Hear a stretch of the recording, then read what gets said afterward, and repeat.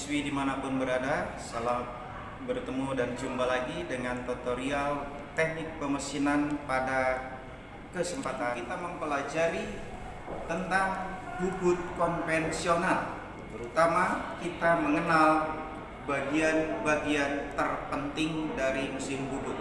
Nah, mesin bubut ini bagian-bagian terpenting ada 6. Yang pertama, inilah yang disebut kepala tetap.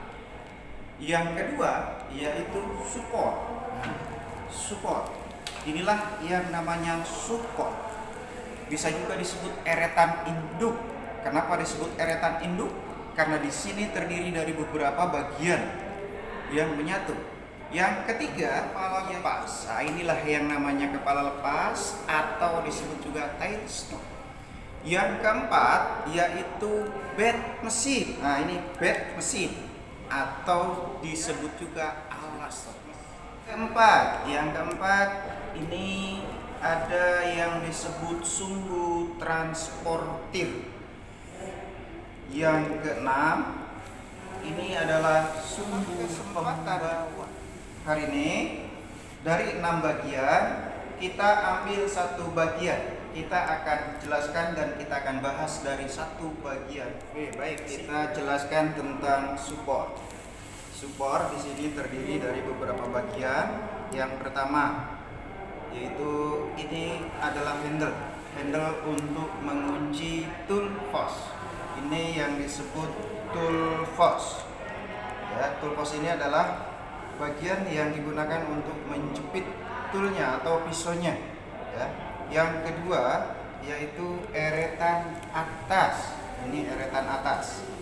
Nah, ini nama bagian eretan atas dari bagian support. Nah, kemudian eretan lintang. Eretan lintang ada bagian yang kita sebut eretan induk. Inilah eretan induk. Ya, kemudian setelah eretan induk ada bagian-bagian yang kita sebut handle. Nah, ini handle.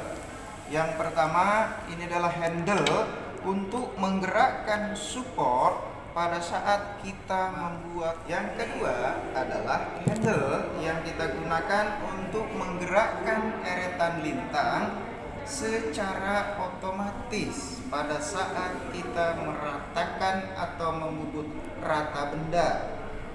Yang ketiga adalah handle untuk menggerakkan eretan induk atau support secara otomatis pada saat kita membubut lurus. Inilah bagian-bagian dari kita selesai mengenalkan atau membahas tentang bagian-bagian support. Kita pindah ke bagian kepala tetap. Inilah ke bagian kepala tetap. Kepala tetap ini adalah tempat kedudukannya dari sumbu utama. Nah, inilah sumbu utamanya. Di dalam sumbu utama ini ada diletakkan alat penjepit yang sering kita sebut cekam atau cap.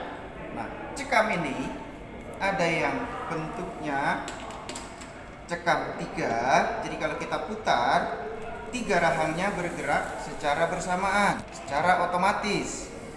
Yang fungsinya cekam ini hanya untuk menjepit benda-benda yang bulat, silindris, serta persegi yang bisa atau mampu dibagi 3. Yang kedua, ada cekam atau cekam 4. Rahangnya ada 4. Ya, sebentar Bapak ambilkan cekam 4-nya.